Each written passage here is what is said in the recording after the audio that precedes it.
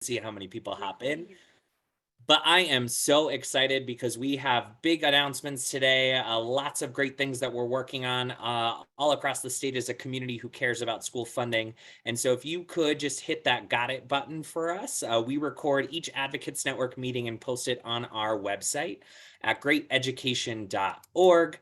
And so you can check out past meeting recordings, and this recording will live there as well. But please continue to introduce yourselves in the chat, your name, your preferred pronouns, what city you're Zooming from, and if you feel like it's relevant, a school or an organization that you represent or that you might be with. My example chat is there on the bottom of the screen. My name is Cody. I have the privilege of being the Director of External Affairs here at Great Education Colorado. My pronouns are he, him. I am Zooming from Denver today. And besides being on the Great Ed team, I am a former DPS educator. And so excited to be here with sharing those perspectives. And so today, we already saw the Zoom prompt. Thanks, Ben, for keeping me honest, our Zoom extraordinaire. And please do check out recordings on our website, especially after today. If you want to share this with someone who couldn't make it today, this recording should be up on our website by Friday. But the goal of each of our Advocates Network meetings is twofold. One, to build community. So while we get this meeting rolling, I encourage you to check out the chat, see if there are folks from your networks, from your communities that are here, and consider reaching out and introducing yourselves to folks who you may not know, who may be in your community who are here joining us virtually as well.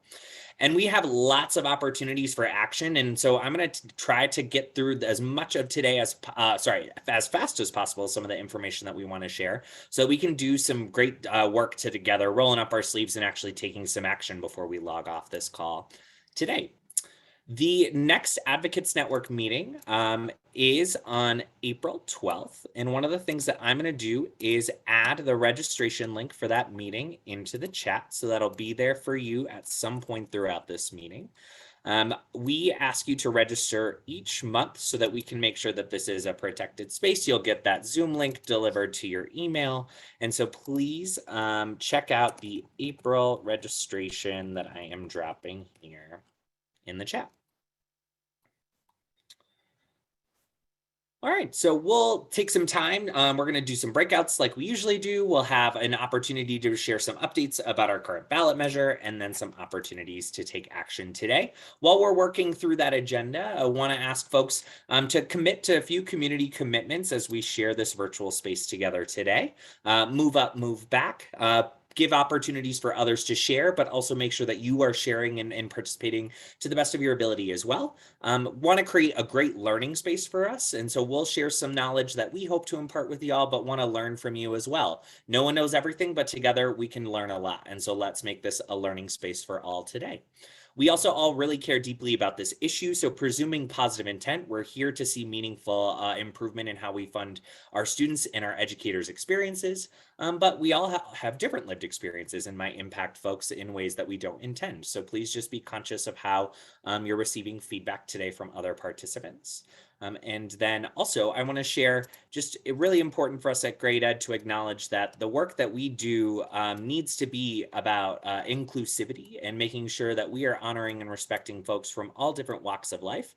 And one small way that we can do that is by giving a land acknowledgement at the beginning of our meeting, which is an opportunity to acknowledge that there has been a continual erasure of Indigenous histories and communities in our country and in our communities.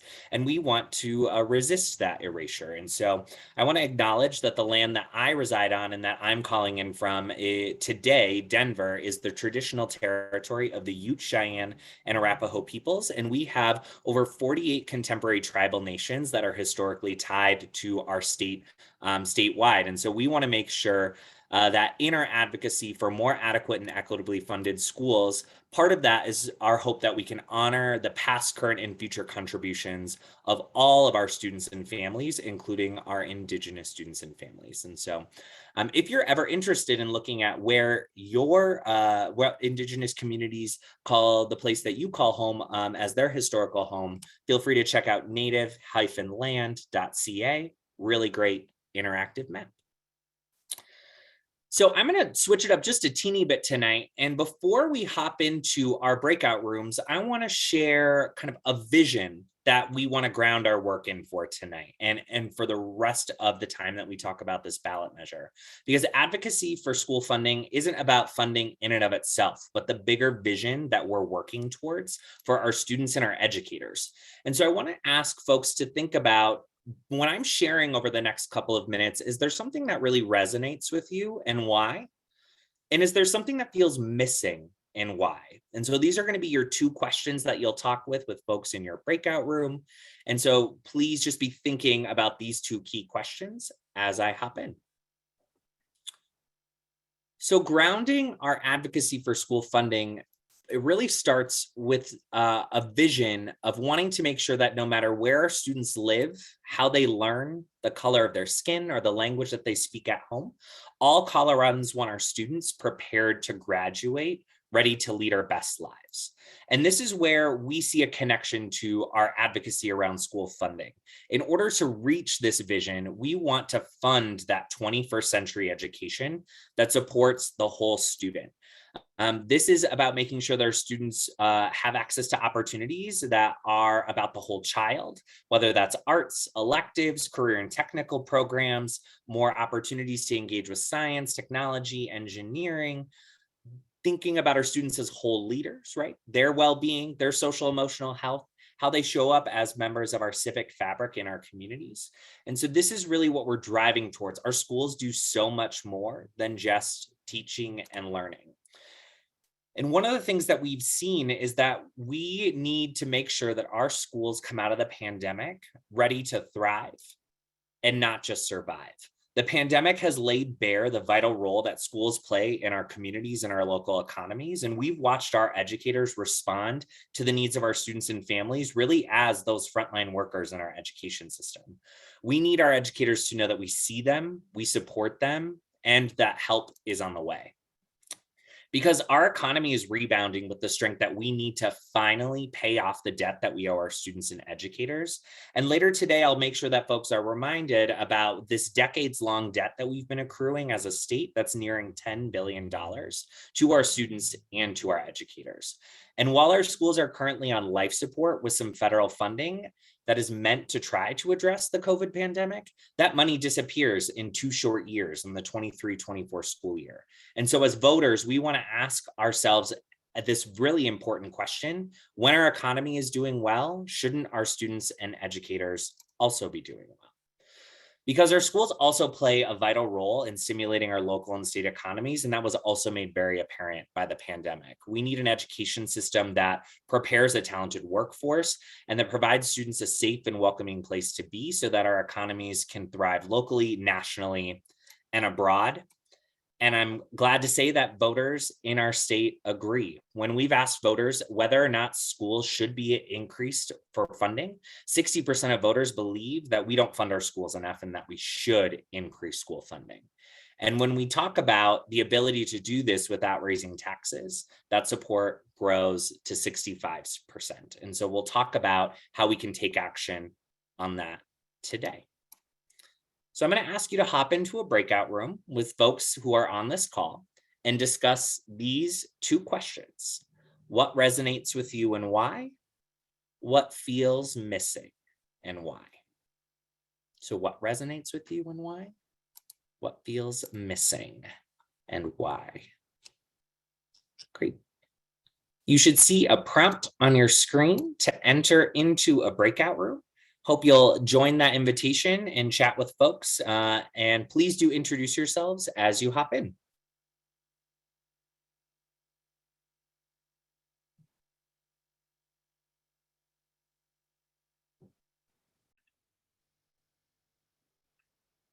All right.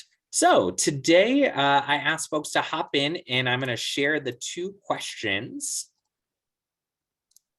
What we heard before we hopped into breakout rooms was really a broader vision of our hopes for students and educators, and really focusing on that positive vision.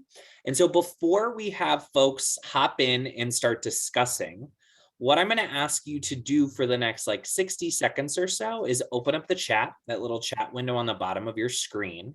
And I'd love for you to share your personal response of either what resonated with you or what felt missing.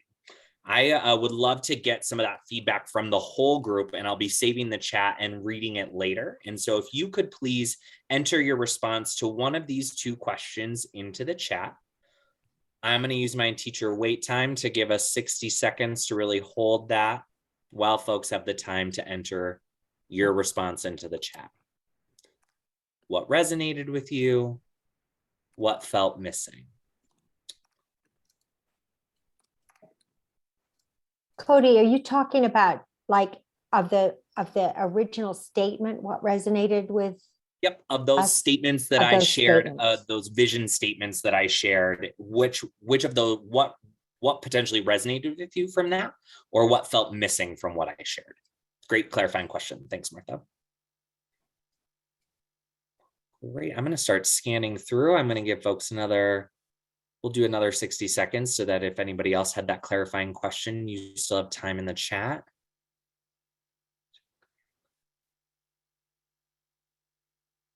Awesome. Maggie's ready for action. We'll talk about action here, but before we leave, you can keep me honest on that, Maggie.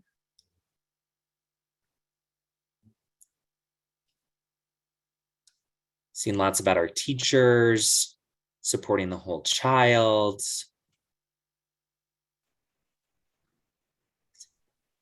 Meeting the enormous mental health needs of our students today. Yes, thank you, Memory.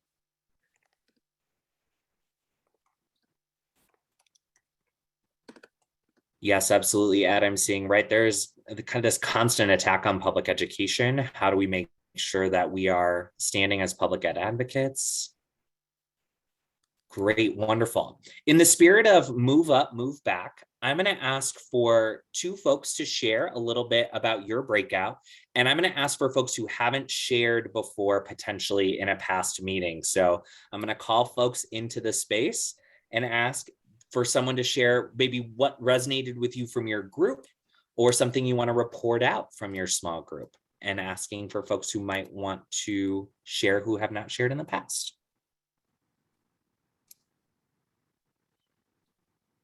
Something that stuck out from you from your small group.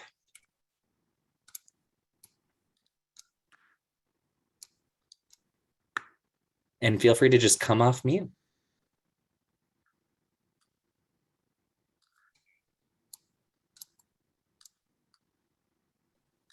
Even what you shared in the chat had lots and lots of answers in the chat. Cody, you know me, this is Sean Burke, and I speak up all the time. So if you need somebody to speak up, I will. Kick us off, and then I'm gonna keep that up. I still want someone who may be new to the space or new to share as well. But Sean, thanks for kicking us off.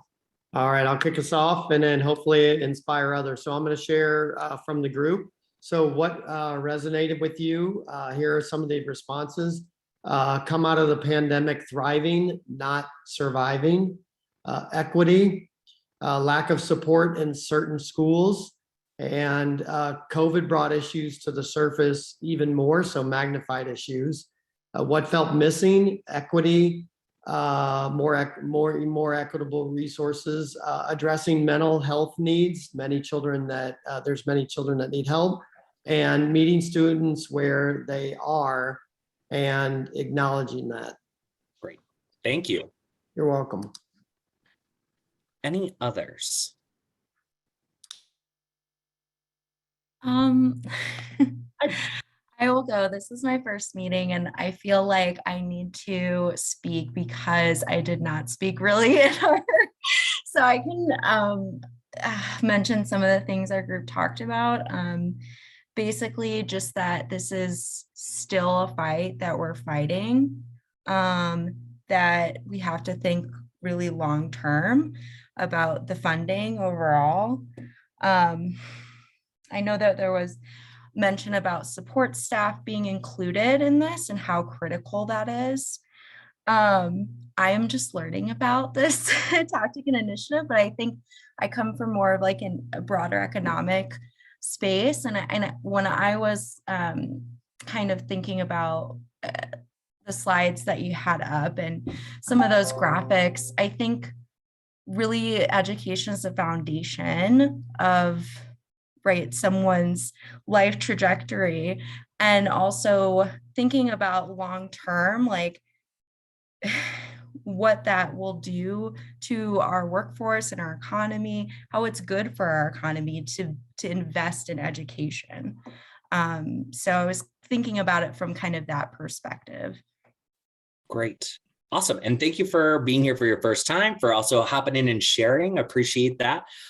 What you all just saw was a little bit of a taste of a ballot measure message training that myself and a few other folks across our coalition have been working with advocates. And we have about 50 folks who have experienced this training so far.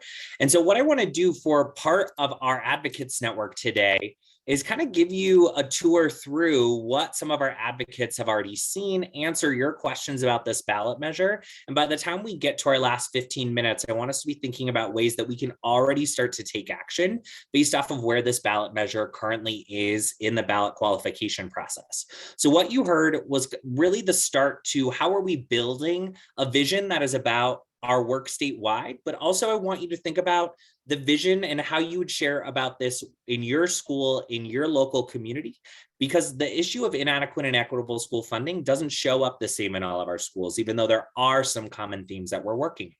And so hopefully you heard from others some of the different ways that they're thinking about the importance of public education and why we should fund education more adequately and more equitably. And so I'm going to talk about now some of the challenges that we're facing in this system in order to reach that vision and what our ballot measure is proposing to do. And so what I'm going to say before I hop in is please don't feel like you need to take any like copious notes. If you want to be present for while I share, I'm going to be sharing resources with everyone who's on this call after today that are fact sheets about this ballot measure, slides that you're about to see and that you have seen. And so if you want to just kind of soak it in for now, knowing that there's more written content coming to you after today, if you're anything like me, I get distracted taking notes and then I lose the conversation. And so if that helps you, if you're a learner like me, you're about to get everything you're about to see to you as a set of resources. So what's the challenge that we're facing in order to get to some of this greater vision for our students and educators? And one of the first things that's so present in our communities, happening all around the country, all around the state, is the great resignation of our educators and school support staff. In Colorado, this has been something that's been happening for over a decade. We've seen before the pandemic that schools across the state were starting with thousands of open teaching positions, and the pandemic has only made this worse. And not just our educators, but paraprofessionals, substitute teachers, service workers, food service workers, bus drivers, other staff that make sure that our schools are healthy and safe places to be. And so what is one of the big things behind this is that our state is lagging behind the national average in how we fund our K-12 public schools. Colorado's competitiveness is kind of measured against this gold line here in the middle, which is just the national average of states and how they fund students in per pupil revenue, so the amount of money sent to districts per student. This red line is Colorado, and following Colorado over the last 4 decades back into the 70s, where we used to be around the national average, Colorado has continued to fall behind because of constitutional formulas that we've baked into our system, and arriving at today being $2,200 behind the national average. When we think about that in comparison to Colorado being the second strongest economy in the country, we have a ways to go in making sure that we're making the investments that we need to in our students and our educators.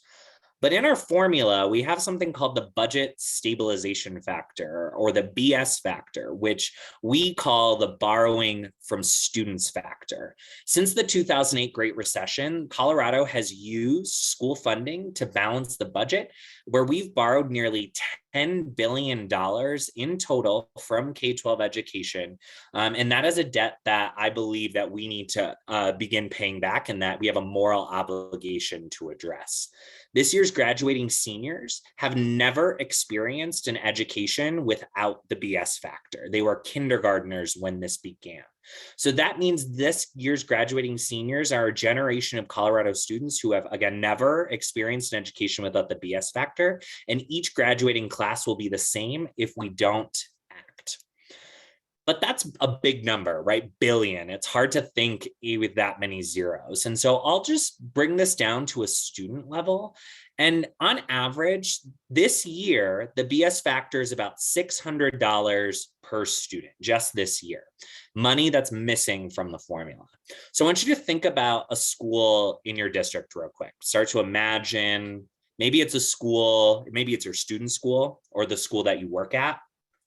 Maybe it's a school in your neighborhood. And I just want you to start to estimate how many students are enrolled in that school. So I'll give you a little time to think about that, right? What's a school near you, a school that matters to you, and how many students are in that school? Now think about what this chart means for lost funding at that school for this year on average. I was a middle school teacher and I taught at a 612 school. The middle school alone in my school was 450 enrolled students. And so just using averages, the school that I worked at is missing $300,000 taken out of the formula. And that is meaningful investments for schools and for our students. Where would we be without the BS factor, right? It's not just about getting the BS factor. This isn't our one-all be-all solution. If we were to eliminate the BS factor, that would improve where this red line sits, but we would still be $1,600 behind the national average. An important step forward, yes, but this is not the end-all solution of just getting rid of the BS factor. If you're hearing folks in the legislature and community say, if only we could get rid of the BS factor, it is a yes and. Because our teachers are the least competitively paid teachers in the country. When we look at the amount that our teachers make, teachers in Colorado take the largest wage penalty for being educators in our state. And so I'm going to unpack that a little bit. That means that teachers holding bachelor's degrees have the largest gap in their wages by being teachers in this state. Teachers could take their credential to any other state or go into another industry with their degree and improve their salary competitiveness. And so we need to make sure that we're supporting our educators and not be last place in our teachers' salaries. And this came up in a lot of the comments that I read. Our students are also facing an immense amount of pressure and social emotional needs to be met as we come out of the pandemic. And for the first time in its 117-year history, Colorado Children's Hospital has declared a statewide mental health emergency, and our schools could play a vital role in making these supports accessible to our students if we fund our schools to do so. And right now, mental health supports are a huge gap in the things we're able to provide students in our schools because of how far are behind in funding.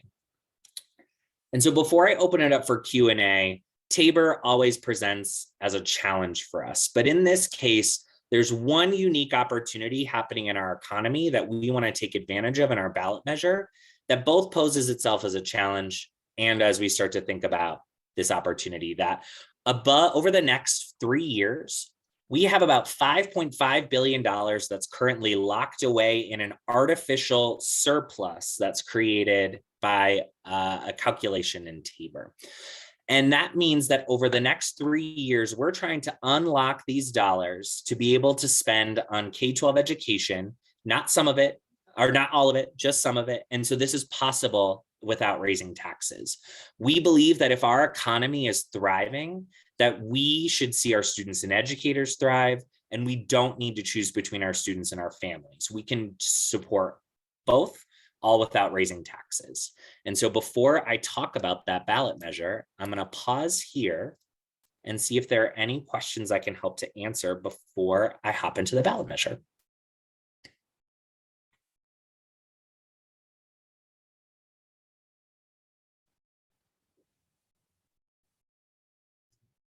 I have a question. Thanks, Karen. I'm brand new to this, but I'm Welcome. familiar with I'm from another state before moving to Colorado, and I'm familiar with TABOR in general. There used to be efforts to set it aside. Are we sidestepping any of that, or is TABOR also on the table itself? So there are groups looking at broader table reform. And so those groups are looking more like a long-term plan. We know that tackling TABOR is going to be expensive. It's going to take a statewide movement that's broader than just education. It'll be labor, it'll be faith, it'll require really a broad-based movement for that.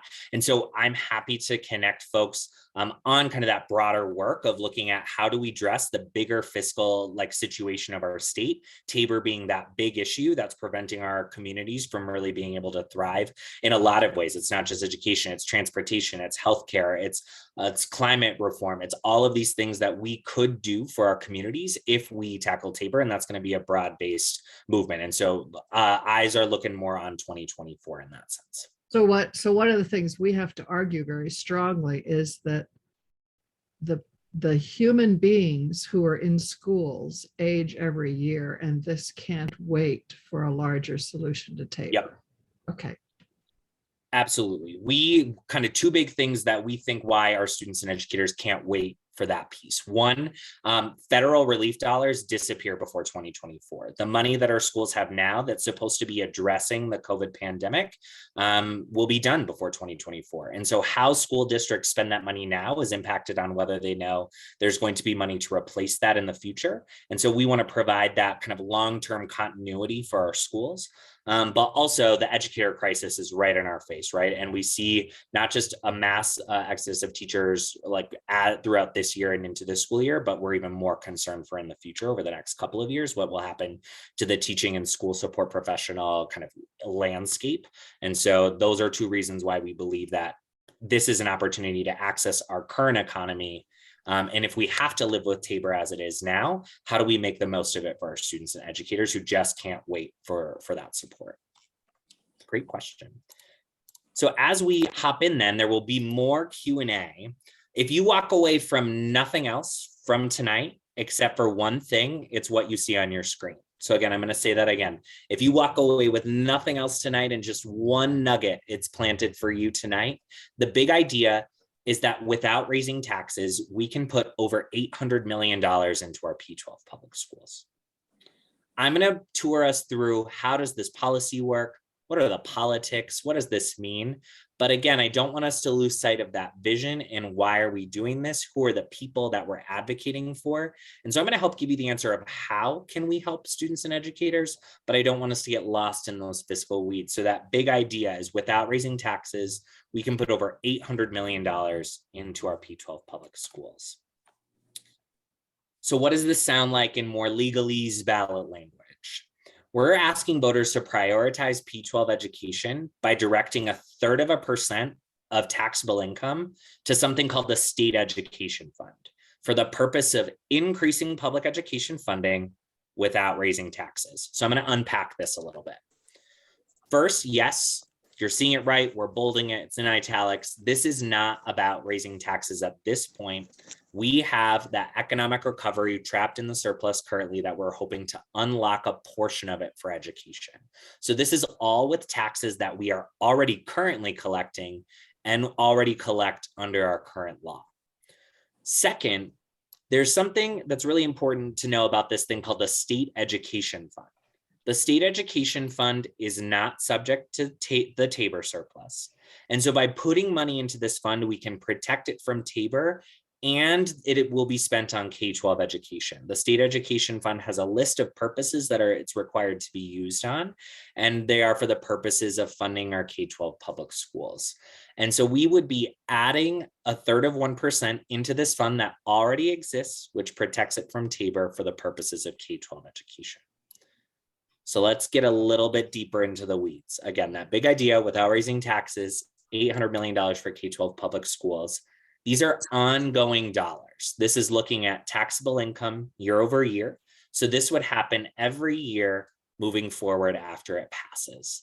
The current versions that we're working on maintain local control of how that money would be spent, but we know that the educator crisis is a big concern. So in the ballot language, we're asking for folks to consider that this is an opportunity for us to increase educator pay by supporting, retaining, and compensating our educators and student support professionals, right? The folks who work with our students every day.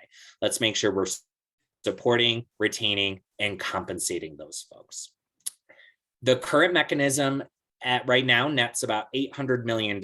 We'll have a new look at that number when we get our next forecast in a couple of weeks, but that still leaves over $1 billion every year left over for this broader conversation we're having about rebates. One, how do we make rebates more equitable if we have to have them? Or two, like what other things should we be unlocking these dollars for the public good?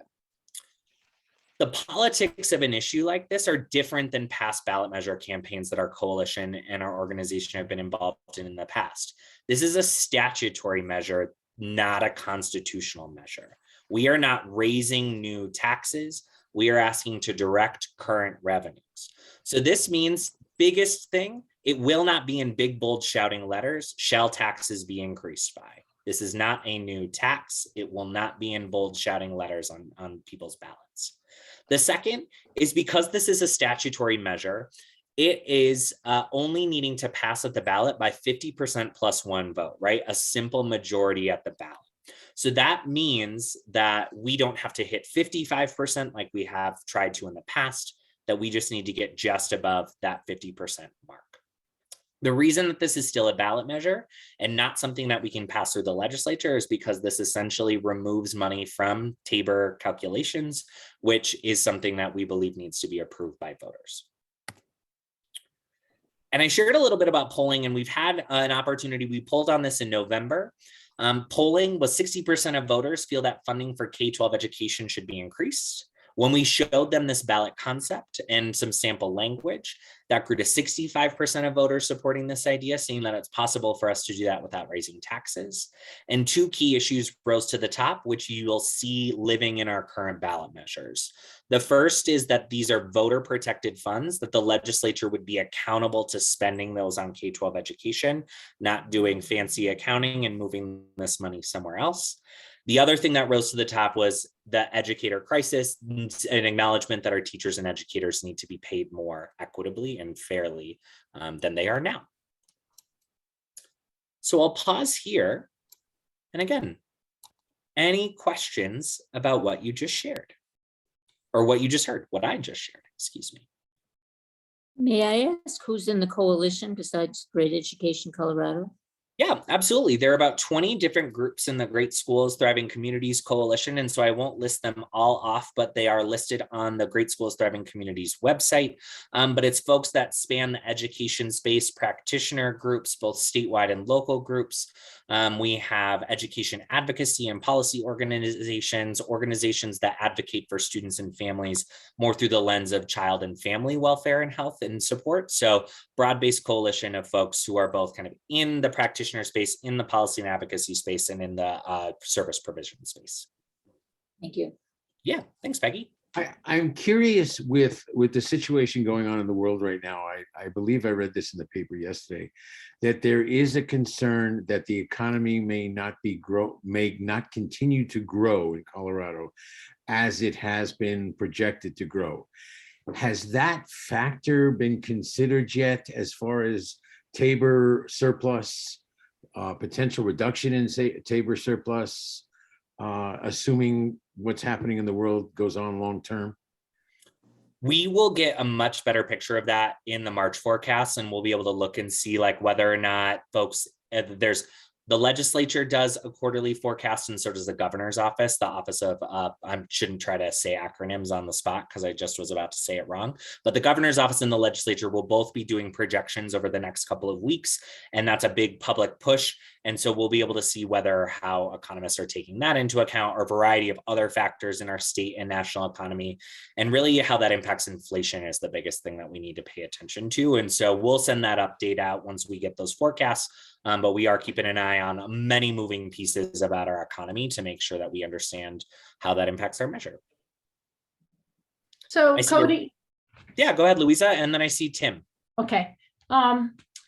I don't understand how we can say that it would increase teachers' pay, because isn't that up to each district? The state doesn't designate a minimum pay in any district, does it, or anything like The that? state does not. Districts determine their Yeah. pay for their employees as part of local control. Right. Adding these ongoing additional revenues would add more into what districts would receive and would be available for districts to pay their staff more. And so the way that we've worded the ballot measure is to it is to compensate, retain, and Lisa, I just need the last word, educators and student support professionals. Attract, retain, and Attract. Yeah, Attract, retain, and compensate. Okay, but it's still up to each district. That's the thing. There's hopefully the districts would do that, but we, what do we have? How many, 600 districts or something, and, it's up to them. That's right. And there are 178 and they Okay. all took the cuts differently. Yeah, They're all, some paid, to cut teacher pay, some let teachers just reduce their staff size so they could pay more. And this is why, when you're talking about attracting, retaining, and compensating teachers in every district, the way to do that may be different. It may be hiring paraprofessionals so that teachers have more planning periods, and that decision is best made at the local level. right. So I don't know. I just don't, the wording, I understand why you're doing that, but it isn't a guarantee that teachers would get, X more or whatever. It's, yeah. Right, because that would be different district by district. And Yep. what we did with Amendment 73 was we worked with school boards to pass resolutions about how they would spend additional revenues were a ballot Oh. measure to pass. And that would be another thing we would want to partner with boards to do, because we know that local Yes. voters really care Okay. about that, Okay. right? We want to know how is this going to be spent in my district? And so we would want to work with school boards to pass similar resolutions to name what their priorities would be in new funding. I see Tim, and then I see Nate. Yeah, I just wanted to come back to the question about how the economy changing could impact whether this, how much this turns into for education. And I think the key thing that's a really huge change here is this gives some ability for funding for education to actually grow with the economy. Obviously, that allows that extra amount to shrink with the economy sometimes. But one of the biggest challenges that we've had is we see great economy and then we don't get any of that filtering down into the education gap. And so this gives us that ability to grow with those surpluses as they exist and tighten our belts when the economy tightens its belt, rather than just always tightening the belt every year, no matter what. Right. This is tracking on taxable income, which is a measurement of like employment and wages, right? So like adding more into our school funding. This is something that already exists. We already divert 1/3% of the state income tax into our taxable income into the state education fund. So this would be our ability to increase that diversion by an additional 1/3%. And you're right? How do we make sure that as our economy grows, looking at workers and wages, that is tying more closely to education? Nate. Thanks, Great Cody. to see you. You too, man. Sorry, a couple of questions. One, I'm curious, you keep talking about the ballot measure. You guys have filed 5 titles, I think, right? It's wonky. We question. filed 5, and we will be taking 4 to title. Yeah. Sorry, that's inappropriate wonk. I shouldn't ask. Should not have led with that. I apologize. So I'm curious. One, like how, if at all, will this interact with the Education Pay Fund, which was put into law with Senate Bill 19172, right? Be an interesting thing to pontificate on a little bit. And then also just suss out, you keep talking about our ballot measure, Great Ed. I know has been a huge proponent around this. You mentioned Great Schools Thriving Communities, but I just need to ask a clarifying question. Great Schools Thriving Communities has not taken an official position on this measure, nor have, to the best of my knowledge, the constituency groups listed on the website. Is that accurate? Can you just further explain your question? Yeah, so like Great Schools Thriving Communities has not taken as a coalition a formal position, right? Has taken a formal position to file. Has taken a formal position to file. Okay. But all of the organizations on the website have made that decision.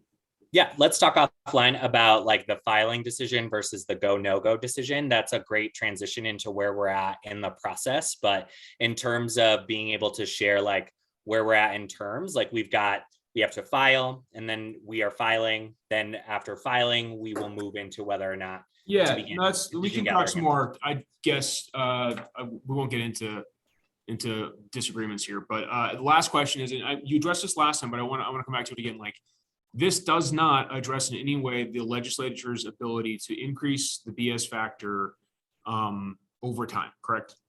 Correct, because the legislature has been given the authority by the Supreme Court to determine what the factors are within the formula. And so the like policy tool of the BS factor is something that the legislature has framed around like, can we buy it down? Can we eliminate the purpose and use of it? And so this would be an ability for the legislature to have a new sustainable revenue source that currently outpaces the budget stabilization factor. The BS factor this year is $572 million. It's looking to buy down to about the $400 million range in the next year and the next 2 future years. So this would be double the size of the future buy down in the current governor's proposal. But it doesn't require that the BS factor be reduced by this new money coming in, correct? Correct. No one can do that for the legislature. Like no one can tell the legislature whether they can or cannot use the BS factor. I appreciate it, man. Thanks for the time. Yeah, absolutely. Let's connect. Great. So in that Q&A, opportunities for folks, where are we at in the process? Because the next stage is how do we get this idea on the ballot? And there are 2 ways in Colorado that you can get laws passed. One is through the citizens initiated measure, where citizens come together, work to determine what that policy would look like, and then gather signatures to get onto the ballot. On the referred measure side, that's when the legislature sends a ballot question to the ballot. So they ask voters to put something on the ballot for vote. So when we are looking at how we can get this idea on the ballot, we're looking at kind of the best of both worlds strategy. On one side, we are currently taking 4 measures to the title board. Our hearing is in the next couple of weeks. And so we will be figuring out from the title board what our ballot title would look like and be approved for circulation. We have had a few different articles published about those measures in CPR, Chalkbeat, and the Denver Post. Also stay tuned for an op-ed from our proponents, the fabulous Lee Steed and DJ Anderson, that is pending to be posted in the Colorado Sun to share a little bit more about why they chose to put their name on a measure like this and what it is that they hope for. So in a little bit, I'll share a link to one of those articles and ask you to consider sharing that. After our title board hearings, we will be working to set up petition gathering. So volunteers, all that we could be working with to gather signatures. And so I'll have an ask for you around that. On the referred measure side, we're working with our bill sponsors on timeline for introduction. Some of you might have seen that there were some changes in the Senate. The Senate president resigned to join the Biden administration. There was some leadership turnover and kind of the Senate is getting back up to speed. And so we'll be working with our bill sponsors on the timeline for introduction for this referral. And we're still hoping for bipartisan introduction. Our polls show that this is a bipartisan issue for voters, and we hope that our legislators see this the same. So here is where I'm going to walk through and ask over in our final 5 minutes for us to save some time for action. And so as I walk through these different ideas, I'm also going to share some resources for how you can engage. And so I'm going to ask folks to either take out your phone. There's going to be some QR codes. There'll be some links to click on as well. So depending on whether you're on your phone or at your laptop, here are kind of 4 key things that we're going to ask for folks to consider as your call to action for today. First, the more folks that we can inform about this, friends, family, colleagues, and get them activated, the better, right? This is school funding. Half the battle is helping folks understand that we have an issue in this state and what that looks like. And why is it that our educators are the least competitively paid teachers in the country? What's happening when folks see an economy that's recovering, but why isn't that reaching our teachers and our students, right? So we can have lots of conversations about this, and we encourage folks to do so. I'm going to put into the chat a link to a CPR article that talks about this ballot measure. And I'm going to ask if folks, if you would share that on your social media and just see how you can get folks activated digitally, just like in your one-on-one conversations. From presentations, we are out getting presentations about this ballot measure to as many groups as interested as want to learn. And so on our website, you can sign up for a virtual presentation at greateducation.org. You can also email me, so just let me know if there's a group, an organization, a place of worship that you're involved in that you think should hear about this ballot measure. Please let me know, and I'm happy to come and chat. And then the very last thing is I'm going to put one other action up on our screen. And I'm going to ask folks to write to your legislators. And so please, if you can, take out your phone and scan this QR code, or if you could drop into the chat, or if you want to visit this website, greateducation.org, which I'm going to pop in. This is a very simple way to email your legislators, telling them that the time to act to better fund our schools is now. It's going to ask your legislators to read a letter from Superintendent Phil Qualman from Eagle County Schools that really goes through what are all the current challenges that he's facing as a leader to try to support his students and his educators, and that our legislature needs to rise with solutions that meet the scale of the issue. It's unreasonable to expect our schools to produce A+ results if we are giving our schools D- resources. And so we also want our legislators to be thinking about this as why is it that it's so important for our educators to see that we see them, we hear them, and that help is on the way. The last couple of things that you'll see come through your email is we have future training opportunities. If there are folks who you think should hear the message that we talked about today and want to get trained as advocates as well, we have 2 upcoming ballot measure trainings that you can check out. We also are wanting to put on your radar, you'll be getting emails about ballot measure petition gathering trainings that will take place over the 22nd of March to the 7th of April. I hope that you'll consider joining us so that you can be one of the first people to grab a petition and start gathering signatures in your community so that we can start building support and get onto the ballot. Where our goal is over 200, we want to gather 200,000 signatures, right, to get onto the ballot. We have to get over 125,000 signatures. That's kind of the rough ballpark. And so the sooner we can start, the sooner with volunteers, the better. Petitions, I see your question in the chat, Evie. We are on, our title board hearing is in 2 weeks.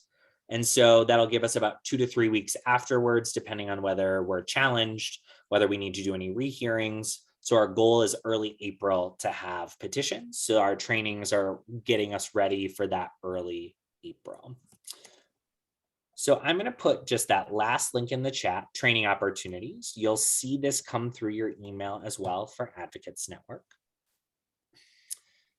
And you'll also see an invite to a really exciting event our Director of Communications is putting together next week. You know that Great Ed over the last couple of months since December has been working to advocate statewide on more honest, inclusive social studies standards. Check out our December Advocates Network meeting if you want to learn more about that. We are still gathering petitions, signatures for this state board issue. But if you want to come be part of a video that is helping us get the word out about why our schools should support these new and more honest, inclusive social studies standards, there's t-shirts. We'll be filming folks. And why do you think that our social studies standard should take this step forward? If you have any questions, email our fabulous communications director, Annalise at greateducation.org. And yes, I did say swag. There are some awesome t-shirts that will be included in this video shoot. So again, all of these things are in flux. We are navigating the gray. We still have a lot of decisions to make as a coalition, just like you heard. We are continuing to move forward in the sense of setting ourselves up for the greatest level of success. And so if our coalition makes that move forward, we want folks to be ready to go in community so that we can make this a collective opportunity together. And so please be tuned for more decisions that are yet to be made. And as we make those decisions, you'll be the first to know. And with that, it is 5:30. I just walked through lots of action opportunities that you will get in an email after today. But I just want to thank you so much for continuing to show up and show out for our folks who have come to these